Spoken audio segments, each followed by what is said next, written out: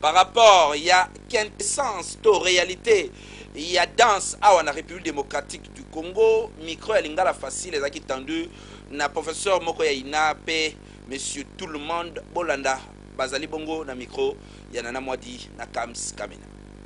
La danse, c'est suite de mouvements du pas rythmé ou non, selon la musique, et qui se danse en groupe ou seul. Dans ces éléments montés, il y a obscénité. Dans ces éléments, aux obina, na soin, aux obina, pour s'épeler sa batte. Parce que dans ces hommes-là, ils ont au tiki classe, au tanguito, aussi, si tu viens, pour le bi, na comme danseuse. Non. Tous on a na manzela, to bungi nzela.